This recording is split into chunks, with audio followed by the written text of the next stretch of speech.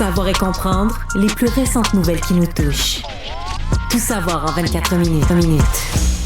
On fait le tour des unes de presse avec Florence Lamoureux. Salut Florence. Salut. Évidemment, on va débuter avec les États-Unis ce matin. Les nouvelles américaines qui occupent encore la majorité des unes de presse partout à travers la planète. La vice-présidente Kamala Harris a lancé ses premières attaques lundi envers Donald Trump lors d'une conférence de presse. Conférence à laquelle le président Joe Biden a soutenu par téléphone qu'il avait pris la bonne décision en se retirant. Je débute en vous faisant écouter un extrait de Kamala Harris hier en conférence de presse. Predators who abused women, fraudsters who ripped off consumers, cheaters who broke the rules for their own gain. So hear me when I say, I know Donald Trump's type. Donc, pour faire la traduction, ce qu'elle dit, j'ai poursuivi des criminels de toutes sortes, des prédateurs qui ont abusé des femmes, des fraudeurs qui ont arnaqué des consommateurs, des tricheurs qui ont brisé les règles pour leur gain personnel. Donc, entendez-moi quand je dis je connais le genre d'homme qu'est Donald Trump. C'est ce qui fait les unes de plusieurs articles aujourd'hui. Elle a aussi comparé le candidat républicain à un prédateur et un escroc. Puis elle a aussi lancé fermement « Nous allons gagner ». Ben, c'est un prédateur et un escroc. Je veux dire, le tribunal, à 2 reprises différentes, l'a trouvé coupable de ça. C'est un prédateur et un escroc. C'est pas de prétendre quoi que ce soit de dire ça. C'est juste un fait empirique vérifié et vérifiable. Maintenant, après ça, vous pouvez aimer Donald Trump, vous pouvez avoir le goût, même si vous étiez américain, de voter pour Donald Trump. Je vous enlève pas ça, là. Mais ça reste quand même un fraudeur, un escroc, ainsi qu'un agresseur sexuel condamné. Je veux juste rappeler les faits tout de suite. Après ça, là, c'est sûr que Joe Biden allait venir appuyer Mme Harris. Je suis content qu'elle commence en force comme ça, parce que ça va prendre du vent, là. Elle n'est pas assez nécessairement connue un peu partout pour ce qu'elle est elle-même. Kamala Harris est devenue vraiment la vice-présidente de l'ombre de Joe Biden. Depuis 4 ans, on la voit presque rien faire. Les gros dossiers qu'on lui a donnés, c'est genre à la frontière, puis ça se passe pas très bien. C'est pas un bilan dont les démocrates sont très fiers en ce moment. Après ça, à quel point c'était dû au fait que c'était Joe Biden le président puis qu'on lui laissait pas faire grand-chose à Mme Harris, ça, je ne sais pas. Mais là, c'est l'heure qu'elle montre ses couleurs, qu'elle montre qu'elle est la grande procureure implacable, tenace, qui est capable de tenir un débat contre n'importe qui, incluant et surtout Donald Trump. Là, ça va être magnifique à regarder si tout se passe bien de ce côté-là, parce que ça va faire un choc beaucoup plus frontal que ce qu'on aurait eu entre Joe et Donald Trump. C'était plus une confrontation. C'était Biden qui s'effoirait, puis Trump qui criait les mêmes affaires. Il n'y avait rien de nouveau. Ouais, sans se faire contredire. Puis Voilà. Donc là, on va avoir du renouveau. On va avoir des nouveaux arguments. On va pouvoir renverser la tendance puis la vapeur du côté des démocrates en disant « Regardez comme Donald Trump est vieux. » C'est ironique, là. Je le sais que c'est ironique de dire ça. Mais nous autres, notre candidat, il s'est en allé parce qu'il était trop vieux. Regardez le vôtre, comment il fait dur. Ça risque d'être ça un peu, là. Ouais, parce qu'il est 20 ans plus jeune, quand même. Ben oui, Donald Trump, je veux juste le rappeler, s'il devient président là, va être plus vieux que lorsque Joe Biden a commencé son dernier mandat. Ça va être le plus vieux président de l'histoire des États-Unis à commencer un mandat. Il a l'air en forme, par contre. Il a l'air en forme. Et pas en forme en même temps. Je veux juste rappeler que oui, on a montré là, des milliers de clips de Joe Biden qui se trompe, qui s'enfarge, qui trébuche, qui ci, qui ça. Puis avec raison, là, il était super vieux, puis il fallait le démontrer. Donald Trump passe son temps à partir dans des espèces de longues dithyrambes. Il part dans un discours qui est tellement décousu, incohérent des fois, se trompe de nom, mélange des gens, nomme des gens morts à place des gens vivants. Il fait un peu ce que Joe Biden faisait à certains égards, là, de se tromper, d'avoir des gros problèmes de mémoire. Puis ça risque de commencer à apparaître pas mal plus clairement, vu qu'il n'y a plus personne avec qui se comparer, qui est encore pire. Donc là, on va avoir quelque chose d'intéressant de ce côté-là. Par contre, puis là, ça, c'est quelque chose qui vient particulièrement me chercher, Florence.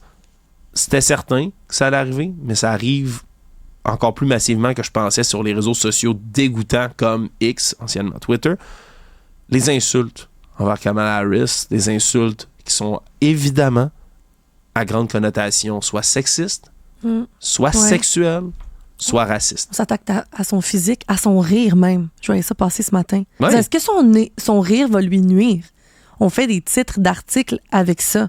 Il y a des blogs qui se sont lancés sur le fait de savoir si son utérus était fonctionnel ou pas. C'est quoi votre méchant problème? Là, je dis méchant parce que je suis poli en ce moment de l'État radio. C'est quoi votre maudit problème, la gang? Ça revient à chaque fois, puis je veux dire, même dans un cycle électoral, je connais des gens, moi personnellement, des femmes qui se sont lancées en politique, qui étaient aux dernières élections, puis qui n'étaient pas nécessairement là, des candidates vedettes, c'était des candidates poteaux, souvent des jeunes politiciennes qui veulent venir s'impliquer, qui veulent mettre un pied en politique, qui veulent... ils n'ont pas beaucoup de chances de gagner, mais ils sont là quand même pour prendre de l'expérience puis acquérir justement de l'expérience de campagne. Là. Ces femmes-là, j'en connais personnellement, je rappelle, c'était tellement d'insultes sexistes puis sexuelles, là. C'est dégueulasse. Puis les gars en politique se font insulter aussi, reçoivent beaucoup de menaces également, mais c'est tellement moins connoté sexuellement. Là. Les femmes, c'est particulier pour elles en politique, puis je trouve ça tellement dégueulasse. Pour vrai, là, puis les gars, je parle aux gars, parce que c'est grande majoritairement des gars qui vont écrire des conneries comme ça. Les gars, pour vrai, je sais pas ce que vous voulez. Les femmes sont meilleures que nous autres pour à peu près tout ce qui existe en administration, entre autres choses, OK? 100 fois mieux organisés que nous autres, disciplinés. Ils écrivent mieux, bordel. Mais, je vous le dis, là, OK, on en veut plus des femmes en politique. Je fais des généralisations abusives en riant, là, mais on en a besoin, on en veut, puis on veut pas les décourager de se présenter. Nos quotas, là, on n'arrête pas de dire on veut pas qu'il y ait des quotas imposés, des quorums de 50%. Justement, demandons à plus de femmes de se présenter en politique. Pensons juste au Québec, le nombre de femmes qui ont quitté la politique cette année. C'est tellement... Il y en a beaucoup, là. Hey, vous n'êtes pas capable d'attaquer ces femmes-là sur leurs compétences, vous n'êtes pas capable de les attaquer sur leur plateforme électorale, vous n'êtes pas capable de les attaquer sur leurs arguments, leurs performances en débat. Non, vous devez les attaquer parce que c'est des femmes, elles ont un vagin. Vous êtes minables, s'il vous plaît, les boys. Je vais le dire tout de suite, là. Ceux qui font ça, vous êtes des méchants minables. Puis j'en ai tellement vu ces réseaux sociaux. Puis là, Kamala Harris, tu mélanges en plus la carte raciale là-dedans. Bravo, mon champion, pour ton beau potage de la haine. C'est vraiment dégueulasse ce que tu es en train de faire. Mais penses-tu que Trump va aller jusque-là? Parce que là, on qualifie que sa campagne est assez chamboulée parce qu'il s'attaquait beaucoup au physique de Joe Biden, à ses qualités. Disons-le, qui était plus rendu ses défauts, tout ce qui se passait là, au niveau physique, mental. Est-ce que tu penses qu'il va se rendre là? Parce qu'elle, c'est une ancienne procureure, c'est une femme, justement. Je pense pas, non. Je pense pas qu'il va jouer l'argument que c'est une femme. Là. Je pense qu'il peut même pas se permettre ça quand même. Là. Ils ont besoin de 50% de la population qui sont des femmes aux États-Unis. Il a besoin de ce bassin-là de venir voter pour lui. Il ne va pas se mettre à jouer des cartes, je pense, ni racistes, ni sexistes. Mais il va continuer à lancer des attaques qui n'ont pas de bon sens. Là, en ce moment, il la bombarde particulièrement là, de ses premières attaques sur le bilan à la frontière sud des États-Unis. Un dossier dont elle était responsable. Puis là-dessus, il a raison. Ça, c'est correct d'attaquer là-dessus. S'il veut faire ça, go. L'inflation également. Il talonnait beaucoup de Joe Biden là, sur ce sujet-là. Mais en même temps, il est un peu épais là, parce que l'inflation, je veux dire, c'est un phénomène mondial. Mais encore une fois, c'est un faux argument. C'est une inflation, un phénomène mondial. Les États-Unis l'ont bien géré, somme toute. Puis là, c'est comme, il a causé l'inflation. Comment il a fait ça, man? Anyway, c'est vraiment là, il y a quelque chose de particulièrement frustrant, je trouve, dans les insultes en politique, particulièrement envers les femmes. On va en avoir plein d'ici la fin de la campagne pour Kamala Harris, mais j'ai hâte qu'elle se démarque puis qu'elle démontre à toutes ces personnes-là qui croient pas en elle, qu'elle gagne ou pas. Je veux qu'elle soit capable de démontrer là, à quel point ces gens-là ont tort dans leurs insultes. Si on peut se rendre à un débat, ce serait incroyable. Non, mais on va se rendre à un débat. Je te le dis tout de suite, Florence, on sera un débat. Il y a pas. Regarde, s'il y a un démocrate ou une démocrate qui veut venir se mettre contre Kamala Harris, lui faire opposition, c'est se tirer d'un pied. Là, je ne sais pas ce qu'ils veulent faire avec ça. Ils peuvent, ils ont le droit. Mais ce serait vraiment, vraiment, vraiment étonnant comme moment pour la campagne, je te dirais. Tout savoir en 24 minutes. Alexandre, je sais que je vais te faire plaisir avec la deuxième nouvelle. La fausse avocate de TikTok, Megan Lalonde, passe finalement aux aveux. Quoi? Elle a finalement décidé de tuer son personnage. TVA Nouvelle a pu mettre la main sur une vidéo qu'elle avait publiée sur les réseaux sociaux. J'ai essayé de la retrouver ce matin, mais je l'ai pas. Je peux pas vous la présenter, mais je vais vous citer une partie de ce qu'elle disait, cette fausse avocate-là. Elle dit c'est tout d'être à moitié authentique et de devoir poursuivre un personnage. Ça fait 5 mois et j'ai plus envie de ça. La raison pour laquelle j'ai décidé de partir ce personnage-là, ce n'est pas pour les raisons que vous croyez. Si vous voulez me détester, vous allez me détester pour qui je suis. C'est moi, Megan Lalonde. Oh, je dirais c'est grosse révélation. Grosse Florence. révélation. Et là, notre fabuleux collègue de TVA, Yves Poirier, après cette vidéo-là qui a été publiée sur les réseaux sociaux, bien, a décidé de se rendre chez elle. Il fallait absolument que je vous présente un extrait de ce matin. On peut y aller, Jean-François. Puisqu'elle a décidé de passer aux aveux, nous sommes allés chez elle dans le but de l'interviewer. Elle a préféré nous parler au téléphone parce qu'elle dit faire face à un mandat d'arrestation, elle qui ne s'est pas présentée en cours récemment à Victoriaville en lien avec un dossier de fraude alléguée qui frôlerait le demi-million de dollars selon les présumées victimes. Si je comprends bien, tu as tué ton personnage de fausse avocate. C'est moi, Mégane Lalonde. À travers tout ça, je pense que j'ai vu l'impact des réseaux sociaux. Il y a des gens que j'ai connus qui ont comme traversé jusqu'à ma vraie vie. Puis j'avais envie juste d'être authentique. Pour tous ceux qui pensent, peu importe avoir été victime de fraude, je l'ai déjà dit, aller porter plainte. Puis pour tous ceux que j'ai réellement fraudé, que j'ai plaidé coupable, je m'excuse sincèrement. C'est complètement décousu. C'est hallucinant. On dirait une scène de film. Si vous pensez que je vous ai fraudé, ben allez porter plainte. Puis si je vous ai vraiment fraudé, mais je m'excuse. Je m'excuse. Sincèrement. Je m'excuse sincèrement. Parce que là, on est censé croire que Mme Lalonde est sincère. Mais quel revirement de situation. Petit résumé, donc cette femme-là se présentait sur TikTok comme une fausse avocate. Un coup, elle demandait une avance d'argent, évidemment, à certaines personnes qui voulaient faire affaire avec elle. Puis elle a fraudé pour des dizaines de milliers de dollars. Puis comme elle se faisait passer pour une fausse avocate, bien évidemment, elle a été mise à l'amende par le barreau du Québec. Le barreau, disons, est en beau maudit après elle. En plus, ça fait plusieurs fois qu'elle se présente pas à la cour. Elle est visée par un mandat d'arrestation. Puis moi, je trouve ça hallucinant parce qu'on en a déjà parlé ensemble. Ça fait plusieurs fois qu'elle publie sur les réseaux sociaux, mais elle est comme pas arrêtée. Puis elle est pas ramenée de force au palais de justice. Puis je me dis, c'est quoi, on la retrouve pas? Non, on la retrouve. Là, on la retrouve, mais... Yves Poirier l'a trouvé. Ouais. Quoi que Yves Poirier, quel limier quand même, là, je veux dire, mais on l'a retrouvé. Puis là, mais tout est risible dans cette histoire-là, Florence, ça me fait tellement rire. Ah, c'est moi, Mégane Lalonde. Ce que tout le monde savait déjà, je vous l'annonce officiellement. Voici ma grande confession. Tous ceux que j'ai fraudé, je m'excuse sincèrement. J'ai continué de frauder des gens durant toute cette période. J'ai continué à vous frauder allègrement, mais je suis vraiment désolé. Pour ceux pour lesquels j'ai été trouvé coupable, j'ai plaidé coupable, là, je m'excuse. Je suis sincère, là. Je veux dire, ça m'a pas empêché de recommencer, mais je suis vraiment sincère dans mes excuses. Mais là, ça a traversé ma vraie vie. Ah, j'avais envie d'être authentique. Qu'est-ce que c'est ça, être authentique? La fille met à peu près 97 000 filtres sur elle quand elle prend des photos sur les réseaux sociaux pour se faire passer pour une espèce de top modèle Instagram. Fraude du monde pour tout. Tu te présentes pas au palais de justice. Fraude, c'est les propriétaires d'un logement qu'elle loue. En série, fraudeuse en série, menteuse invétérée, puis là, non seulement elle n'est même pas capable de montrer sa face à devant Yves Poirier, mais elle répond au téléphone, puis elle présente des excuses sincères. J'avais envie de révéler qui j'étais. Hey, fille, il y avait juste toi qui croyais en ton mensonge. Il y a juste toi qui croyais en ça. Tout le monde, là. Francis Pilon du journal, notre collègue, Yves Poirier se sont mis sur ton cas. Fait au-dessus de 2-3 mois qu'on sait exactement t'es qui. Là, soudainement, dans les médias, je fais une révélation. Ben voyons. C'est risible, puis j'espère sincèrement, Mme Lalonde, si vous nous écoutez, que vous allez vous ramasser au palais de justice avec les pieds et les poings liés le plus rapidement possible, parce que il n'y a rien de sincère dans ce que vous dites. Le nouveau message que vous livrez n'est pas plus sincère, lui non plus. Puis je vois pas pourquoi qui que ce soit croirait quoi que ce soit que vous dites pour le restant de vos jours.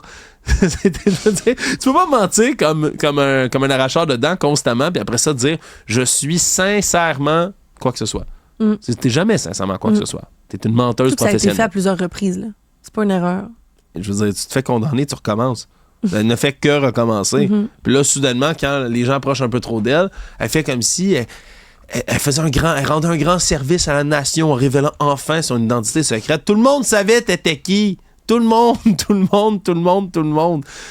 Ah, c'est une histoire qui est fantastique. J'attends comme Noël le jour où elle va se faire réarrêter, sincèrement. Tout savoir en 24 minutes. Article du Devoir que je trouvais très intéressant aujourd'hui. Il y a bientôt 1 an, Meta commençait à mettre sa menace à exécution et bloquait tous les contenus journalistiques de ses plateformes Facebook, Instagram au Canada. Pourquoi? Ben pour pas avoir à se conformer à la nouvelle loi sur les nouvelles en ligne. Et tout ça, ça avait créé une panique au sein des médias, on se le rappelle, parce qu'une bonne partie de leur auditoire, de leurs lecteurs, provenait des réseaux sociaux. Puis ce qu'on apprend 1 an après, c'est que finalement, il y a plus eu de peur que de mal. Les premiers mois du blocage blocage, oui, ont été difficiles pour les salles de rédaction, mais vite, elles ont réorienté leur stratégie.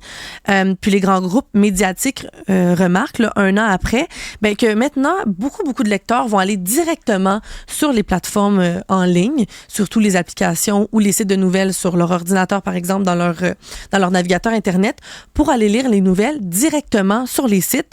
Donc, ce qui est une bonne nouvelle, ce sondage-là a été commandé par la Société de Radio-Canada et Radio-Canada a noté une hausse de 12% des visites sur ces contenus journalistiques directement sur leur plateforme, ce qui est une bonne nouvelle.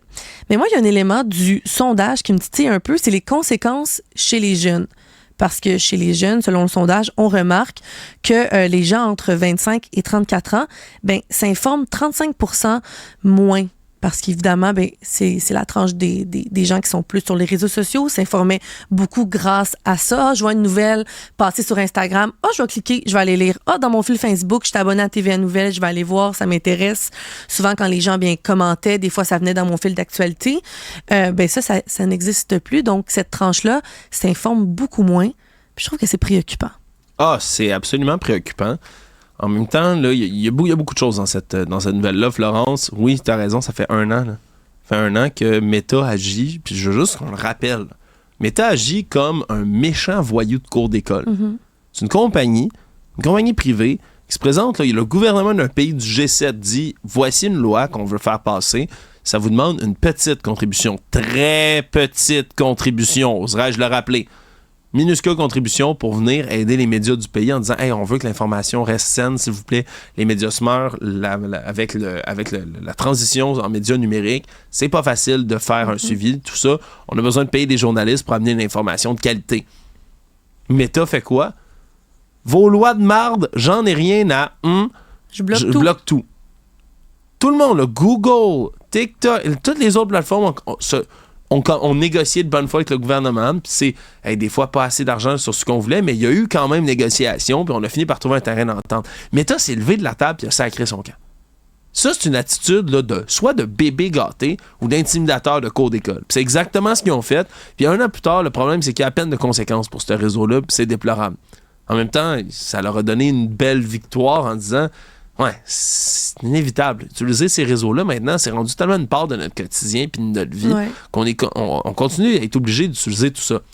Mais j'ai le goût de dire aussi, pour Instagram, ça fonctionne très, très bien encore. Malheureusement ou heureusement, c'est dégueulasse qu'on puisse pas publier. Moi, je peux rien publier de l'émission ici. Puis si vous me suivez sur Instagram, je peux rien publier de l'émission. Faut que je prenne des captures d'écran, que je les mette puis que je mette un lien après ça qui mène vers ça. C'est plate, c'est dégueulasse puis ça gêne mon travail. Par contre... Facebook, là... Moi, depuis qu'il n'y a plus de nouvelles sur Facebook, je peux te dire une affaire, hein, Florence. C'est un égout, là, à ciel ouvert, ce réseau social-là. Je sais pas si toi, tu utilises encore ça, Facebook. Il y a tellement rien qui se passe sur ce réseau-là. Ouais, non, il n'y a rien. C'est comme... C'est des messages frauduleux, des fausses publicités, des publicités étranges quand il y en a, sinon qui sont pas fausses. Puis le reste, mais moi, c'est des bots, des faux comptes, des mauvais mèmes, puis toutes sortes de choses comme ça qui pullulent sur mon réseau. Pour vrai, des messages de fête. Des messages de fête, bonne fête.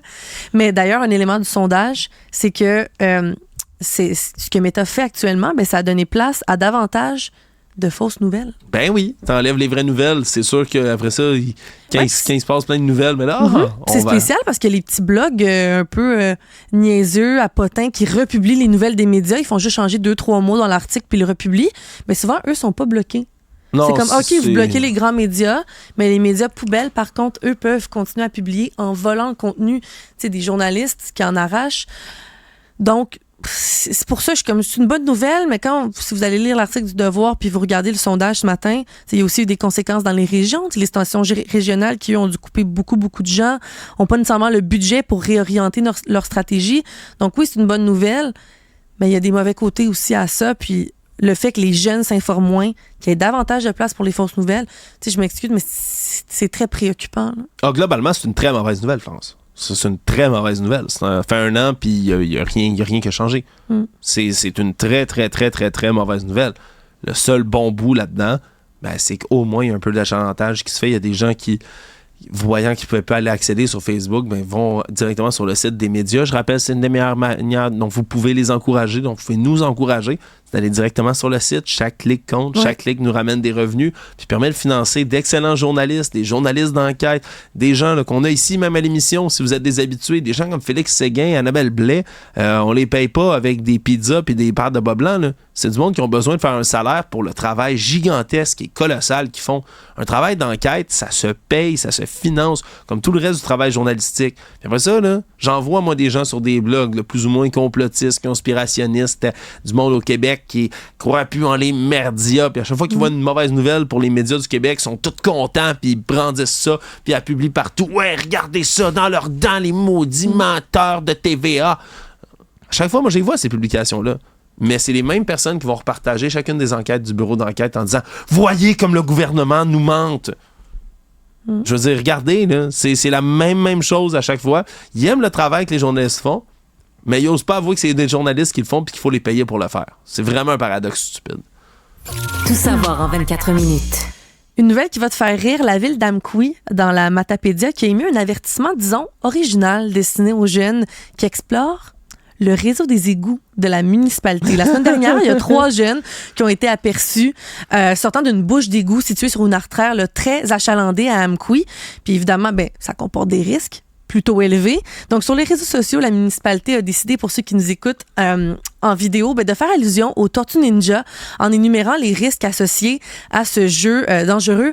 En utilisant une petite touche d'humour, cette publication-là, accompagnée d'un texte, a été partagée des centaines de fois. Je peux vous lire un extrait. Ça dit « Tendance TikTok ou curiosité mal placée. On ne cherche pas à savoir, mais à vous mettre en garde des menaces qui vous guettent. Les bouches d'égout présentent de nombreux dangers tels que blablabla. Bref, un gros nom, les égouts, on laisse ça aux Tortues Ninja. » Donc, je trouvais ça assez amusant de vous partager ça ce matin. Cette publication-là a été partagée là, des centaines de fois. Puis évidemment, les pompiers, les policiers dans la région sont super préoccupés de la situation parce que c'est pas la première fois que ça arrive dans la Matapédia. Il y a déjà eu des jeunes qui se sont amusés à enlever le dessus des bouches d'égout. Évidemment, ça peut être super dangereux en vélo pour les piétons, pour les voitures. Mais là, des jeunes qui descendent dans les égouts, qui décident d'aller les explorer. C'est dégueulasse. Je comprends pas l'intérêt, honnêtement. Je sais pas s'ils jouaient à Pokémon Go. Non, je pense pas. Je pense pas. Regarde. Parce qu'il y a rien de différent des égouts si tu joues à Pokémon Go. Je voulais juste le dire. Non, tant mieux que la ville de Lamco utilise l'humour. C'est toujours le meilleur véhicule pour faire passer ça. La preuve, c'est qu'on en parle jusqu'ici ce matin, même si on est bien loin de la municipalité.